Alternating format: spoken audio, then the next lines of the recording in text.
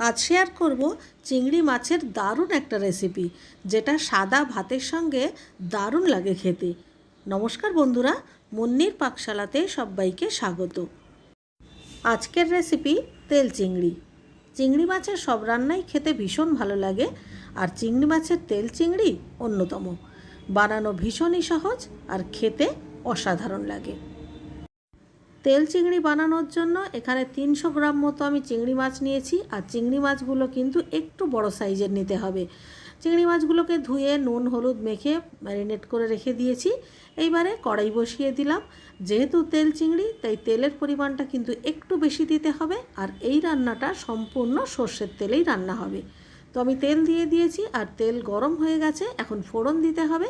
1/2 চামচ কালো জিরে ফোড়ন দিলাম। এবার একটা শুকনো লঙ্কা দিয়ে দিলাম, আর সঙ্গে একটা তেজপাতা। ফোড়নটা একটু ভাজা ভাজা গন্ধ বেরোলে একটা গোটা রসুন ভালো করে ছেঁচে দিয়ে দিতে হবে। রসুন বাটা দেবেন না, রসুনটা হয় কুচিয়ে দেবেন কিংবা আমার মতো এরকম ছেঁচে দেবেন।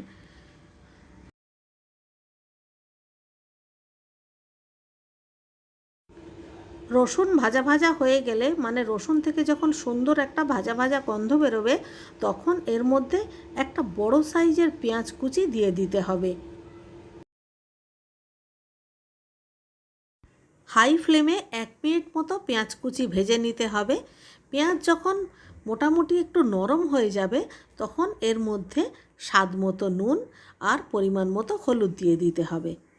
এরপর আবারও ভালো করে নাড়াচাড়া করে আরও 1 মিনিট পেঁয়াজগুলো ভালো করে ভেজে নিতে হবে। পেঁয়াজ রসুন ভালো করে ভাজা হয়ে গেছে।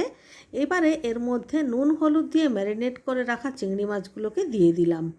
এবারে গ্যাসের ফ্লেম হাইতে রেখেই আরও 2 মিনিট মতো চিংড়ি মাছটা খুব ভালো করে ভেজে নিতে হবে।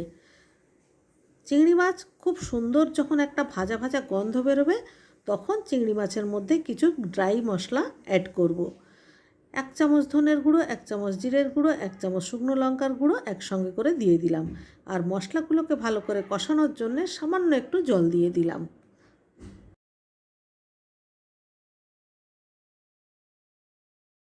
1-1.5 মিনিট কষিয়ে নেওয়ার পর 1/2 কাপ মতো জল দিতে হবে।